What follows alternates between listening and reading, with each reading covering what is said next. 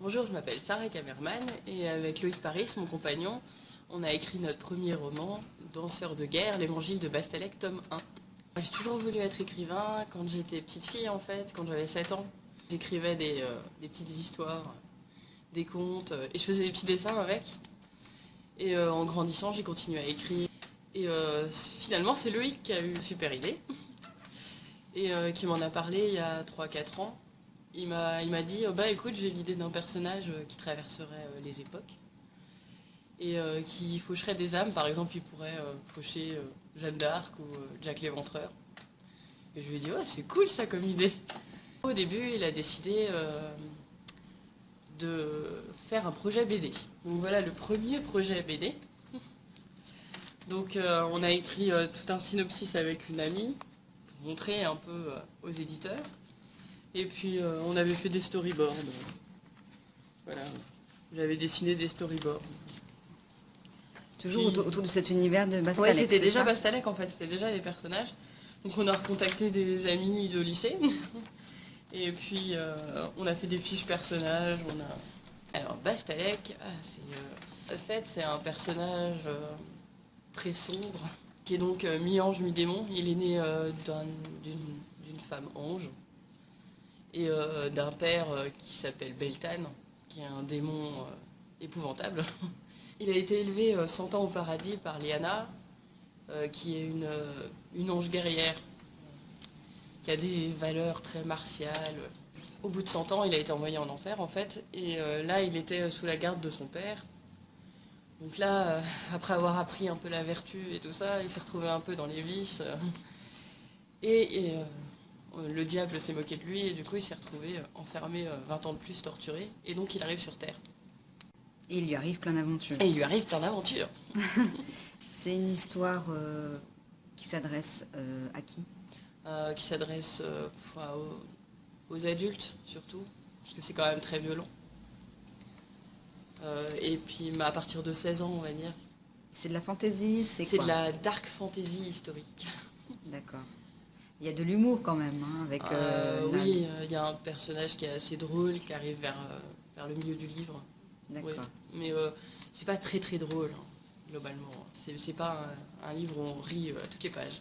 Toute la partie historique, en fait, où il fauche des âmes, et tous les personnages ont vraiment existé, même si c'est des personnages moins connus. Il y en a qui sont très connus, comme Dracula, Jack l'Éventreur aussi. Pourquoi cette envie de connecter ces événements historiques et ces personnages qui n'ont rien à voir en commun? Ça vient d'où, ça? En fait, si, ils ont un point commun.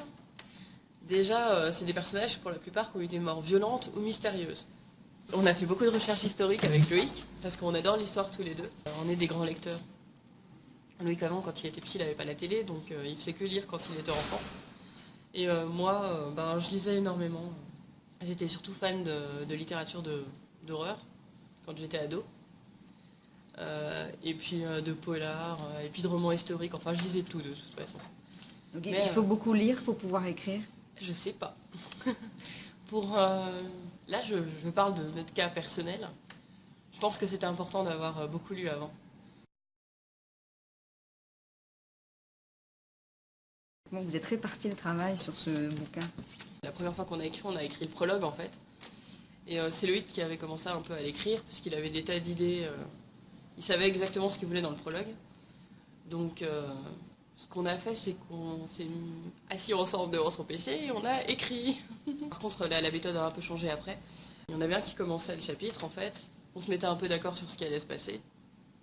Par exemple, on se disait oui, bon, Bastalec il sera à Londres, il y aura Jack l'Éventreur par exemple. Donc moi je commençais à écrire. La plupart du temps c'était moi qui commençais à écrire. Et ensuite Loïc repasse derrière et il enlève, enfin il rajoute des choses ou il en enlève. Je reviens, j'écris la suite, où je reprends là où il a réécrit en fait. C'est vraiment de la coécriture, quoi. Oui. Et du coup je rechange ce qu'il a réécrit, je corrige les fautes, je vire ce qui me plaît pas ou les tournures de phrases un peu bizarres. Après, on le relit ensemble complètement et on fait les corrections ensemble. Mais du coup, Voilà. c'est toi qui es devant la caméra et lui, il n'aime pas trop, c'est ça? Non, il aime pas trop. Maintenant que vous avez sorti ce livre, comment vous vous sentez? Stressée. Contente mais stressée. C'était plus simple de l'écrire en fait et d'attendre les réponses des maisons d'édition. Quand il a fallu en fait qu'on choisisse de le sortir nous-mêmes, on s'est retrouvés tout seul. Enfin, on a un réseau, mais tu te retrouves quand même tout seul avec ton livre, à devoir le promouvoir. Et on est passé par Book on Demand. C'est un prestataire de services européen qui aide en fait à l'auto-édition pour les jeunes auteurs. Tu payes un pack, on va dire, c'est pas très très cher. Et il te diffuse sur internet, sur Amazon, Kobo, Cultura, enfin la Fnac.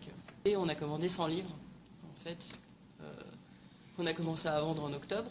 Et quand on vend en librairie, il faut que le libraire puisse se payer lui aussi. Donc on a mis à 14,90 €. Ça nous paraissait moins de 15 €. On s'est dit, bon, pour les gens, ça va, c'est pas une dépense énorme non plus. On est en train de vivre à fond ce qu'on voulait. En fait, on est en train de faire ce qu'on avait envie. Moi, je voulais devenir auteur depuis longtemps, donc je suis contente. Parce que voilà, il y a mon livre qui est en librairie, enfin avec Loïc aussi. C'est gratifiant, hein. Depuis 3 ans, avec Loïc, on a rencontré plein de gens, on a fait un réseau. C'est ça. Et il y a Quelle Fabrique qui nous a beaucoup aidés. Il y a la personne qui fait les vidéos, les petites vidéos promotionnelles avec nous, qui fait les photos, c'est Thibaut Sizin en fait. Et c'est quelqu'un qui nous a fait profiter de son réseau et qui est l'ancien président de Quelle Fabrique. Pour la couverture, en fait, on avait rencontré Jean-Louis Thouars sur un salon. C'est un auteur de BD qui est quand même connu, qui a fait Edgar Allan Poe et qui est surtout connu pour ses couvertures des Wieland de Botero, qui a un livre de fantasy pour enfants. On a bu un café avec lui et il avait trouvé notre univers intéressant et il a accepté en fait de faire la couverture de Bastalec. Il était hyper surpris et content. Voilà. Et justement, quand on dit roman, il n'y a pas de visuel, alors comment vous visualisez vos personnages? Alors déjà, comme on est deux à l'avoir écrit, on a certainement deux visions différentes des personnages. Je ne sais pas comment exactement lui visualise Bastalec en détail, mais on le visualise probablement pas pareil. Avec Shalinka, qui est une artiste dijonnaise, qui a créé les chibis de Mangaté, justement. Elle nous a créé Bastalec pour promouvoir le bubble tea infernal qu'avait créé Laetitia de Mangaté. C'était jasmin avec de la purée de fraises, servi dans une chope en verre, avec un duo de billes, myrtille et mangue. Maintenant, il nous sort de logo, parce qu'il est mignon. Ce qui est bien, c'est qu'en fait, chaque partenaire ou chaque personne associée au projet, elle se l'approprie un peu ce personnage, du coup. Ouais. Surtout qu'on a décidé de travailler avec pas mal d'artistes qui nous ont fait des dessins. Donc là, on a un joli belten de Alric Spada, de Art of Alric. Là, ça fait vraiment peur, là. Ouais. Bon, mais comme je l'ai dit, c'est à partir de 16 ans. Ouais. Donc là, c'est un style comics. Ça, c'est son épouse qui a fait ça, c'est Fleur Spada. Fleur d'art. Donc ça, c'est Aphrodite. Un personnage qui est proche de Bastalec, on va dire. Ça, c'est Liana. C'est par Lilian Michel. C'est un petit jeune qui a 17 ans et qui dessine déjà super bien. Ça, c'est Jaïra. C'est une artiste toulonnaise, en fait, qui fait aussi des bijoux et qui fait de la bande dessinée, qui nous a fait Tituba, en fait, la sorcière de Salem. Elle travaille beaucoup en noir et blanc avec du doré, et je trouvais ça magnifique. Et ça, on a une petite Lilaès parce que c'est bientôt Noël, en Mère Noël. Vous avez toujours ce projet de BD, alors, Oui. avec des visuels comme ça? Oui, on a toujours le projet de BD, mais on verra ce que ça va donner.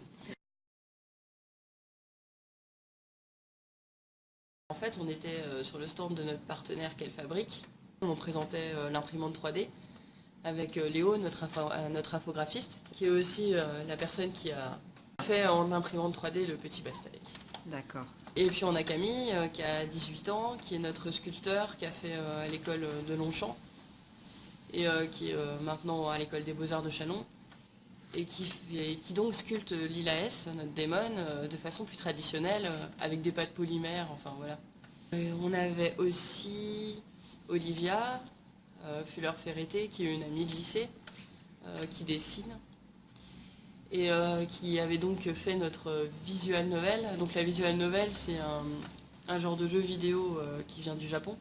C'est une version, on va dire, de roman un peu interactive. Voilà. Et puis il y avait nos 3 cosplayeuses. Donc dans nos cosplayeuses, il y avait Liona Cosplay, donc c'est Marina, qui était en Demon Lila S. C'est une des sujets les plus classés dans le roman Danseur de guerre. Elle avait fait elle-même son cosplay, les ailes, tout ça, la robe, les cornes. Il y avait Lely Chan, donc c'est une autre cosplayeuse qui est aussi présidente de la FJD, de l'association franco-japonaise de Dijon. Et donc elle était en ange, elle. L'auteur l'imaginait donc un ange blonde avec des couleurs un peu bleutées et que ce soit toujours très léger, très harmonieux. On a utilisé un voile pour faire la robe. Et puis pour tout ce qui est armure, les matériaux que j'ai utilisés en fait c'est de l'autocollant. Et pour les épaulettes, donc il y a une partie c'est en tapis de sol acheté chez Decathlon à 2 € et quelques, c'est vraiment pas cher.